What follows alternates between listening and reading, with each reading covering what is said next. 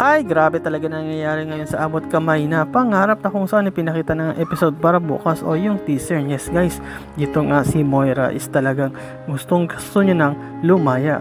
Actually, hindi pa nga siya nagtatagal dyan, wala pa yata isang linggo, no? Gusto niya nang makalabas kasi nga nahihirapan din siya, wala siyang kakampi dyan. Halos lahat is talagang kaaway niya. Ngunit dito, this time is may nakakuha siyang kakampi sa tulong nga ni Ninang. And yes guys, ito nga si Ninang is nabigyan niya ng pera at natulungan niya rin o nasunod niya yung gusto. Kaya nga, in favor siya naman yung humihingi na kung saan nga ang gusto nito ni Moira is ipapatay yung Star Witness. And yes guys, yung Star Witness dito sa kaso niya, which is si Dax. At tamang-tama, kumbaga timing no, na ito ngang si Ninang is magaling doon at marami siyang connection sa labas. At sabi pa nga niya na kapag ka may inutos ka sa akin is magagawa ko kahit ano pa yan. At dito nga ipapakita mismo ni Ninang na marami na siyang napatay na Star Witness noon. At dito pa kaya sa inuutos lang ni Moira, napakasimple lang at may kausap nga ito sa labas. And yes guys, ito ngang hitman niya, no, na kung saan is talagang napakagaling. At sabi pa nga ni Moira, magagawa niya ba ng maayos? Then sabi ni Ninang, wag mo akong pagdudahan. Kahit itong hitman ko is hindi mo kailangan pagdudahan sapagkat magaling ito at kayang-kaya nito gawin ang lahat ng pinag-uutos ko at magtiwala ka lang. Yes guys, ayun talagang sabi ni Ninang. At mukhang nakakuha na nga ng kakampi dito si Moira at mukhang makakalabas na nga siya. So abahan natin yan kung pagkakatotoo makalabas siya o baka hindi pa. At dito nga rin guys ipinakita, no, na kung saan ito ngang si Lynette is galit na galit. Yes guys, nakipagkita nga ito kay Dax. At actually nagulat nga si Dax kasi bakit si Lynette yung nandito, kasi na-expect nga niya is ito ngang si Giselle lang ang makipagkita sa kanya kasi naka-schedule nga ito. Ngunit ito ngang si Giselle is umatras kasi nga busy siya, marami siyang inasikaso sa trabaho at marami pa, no. At nagulat nga itong si Dax kasi nakita niya ito ngang si Lynette na kung saan naalala nga ni Lynette. Actually nawala na yung takot nga ni Lynette patungkol o yung trauma niya dito sa mga nagkidnap sa kanya noon, lalo na dito si Dax. Kapag nakikita niya hindi na siya natatakot kasi nga na-overcome niya na ito at ginawa niya rin makipagkita kasi nga gusto niya talagang mawala na 100% yung kanyang trauma. At kasama nga niya dito si Annalyn actually. At nung nakita siya ni Dax, nagulat siya, bakit ka nandito Lynette? At sabi ni Lynette, bakit ayaw mo ba akong makita dahil may ginawa kasalanan sa akin? At sa tingin ko ito na yung pagkakataon ko para gumanti. At sa lahat-lahat ng ginawa mo sa akin, sa tingin ko ito lang yung time na makaganti ako ngayon kahit nandyan yung mga pulis. At yes guys, nagulat tong si Dax kasi sinampal siya ni Lynette. At kawawa, no, itong si Dax nung kahapon nasampal, tapos ngayon na naman ay nako, mukhang sampalin ng peg nito ni Dax, no, na kung saan kawawa naman, no? Sakit siguro, no. Ako kaya pwede kayong double, no, kahit tagasampal lang. De, joke lang. Pero yun nga guys, ito nga pinakita din na talagang galit na galit pa rin itong si Lynette na kay Dax sa mga nangyayari. At lalo pag naisip niya yung ginawa sa kanya na sinaktan siya, alos gusto pa nga siyang rape nun at gusto pa nga siyang patayin. Yun yung worst doon. Zoe at itong si Carlos Magaman. Yes guys, pinag-uusapan nga nila is itong si Dax. And yes guys, nagsabi nga din itong si Zoe na pinuntahan siya ni Dax kaya natatakot nga itong si Zoe. Ngunit tinasabi nga mismo ni Carlos na o ng tatay niya na huwag ka mag-alala kasi nakausap ko na si Dax at sinabi ko na layuan ka. At the same time sinabi ko rin na manahimik siya, wag na tayong itadamay kundi idiin nga niya ito nga si Moira para hindi tayo madamay at makulong lang si Moira, hindi kasama tayong dalawa.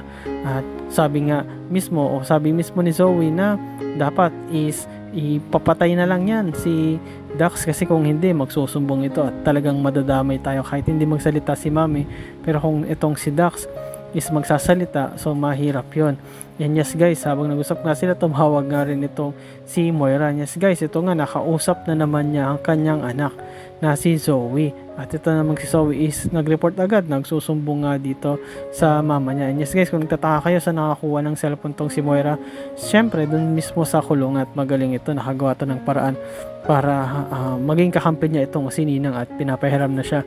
At nakausap nga niya si Zoe at sinabi niya na huwag ka mag-alala, ako na ang bahala dyan kay Dax na yan, kung ano mang ginawa niya sa'yo, ako nang bahala kasi hindi na magtatagal ang buhay niyan pagkat ipapapatay ko na siya. At sinabi nga ni Zoe, paano mo yun gagawin?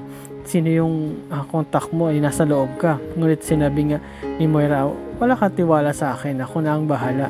Meron dito si Ninang, siya ang tutulong sa akin at meron siya dyang inutusan na patayin nga itong si Dax mismo, na kung saan siya yung star witness ko, na kung saan kung mamatay ito is sigurado makakalaya na ako sapagkat ito lang si Dax ang pinakaalas nitong ni Giselle at neto nga ni Robert, na kapag nawala na ito is siguradong magiging mahina na yung kaso at papalabas na ako dito sa kulungan. Yes guys, yun talaga yung tusong plano ni Moira, no, na kung saan talagang gagawin niya lahat kung kailangan at kailangan siyang magmakawa, magbayad at kumuha ng connection is gagawin niya para lang makalabas siya. At kahit na mamatay yung kung sino mang kailangan patayin para mapalabas na inosente siya is gagawin niya yon. Kahit nga itong si Dax na dati niyang kakampi ay willing niyang talikuran, willing niyang patayin para lang makuha niya yung gusto niya. At yan talaga ang ugali ni Moira, na tatapakan niya lahat para lang umangat siya. At dito din ipinakita guys na naggumawa ng move o gumawa na o kumilos na itong inutusan ni Ninang, no, na kung saan ang ginawa nito is pumasok kung nasaan, o nagpanggap nga ito na parang isang waiter, no, para mag-serve nga dito kay Annalyn at kay Lynette at kay Dax. Pero bago niya ginawa yun, sinigurado niya muna na nandito nga si Dax, at nung na-confirm na nga niya ito is walang kung ano-ano is kumuha na siya ng baril, bunot siya at nagpaputok. And yes guys, natakot nga dito si Annalyn at itong si Lynette natakot din dahil nga doon sa nasaksihan nila.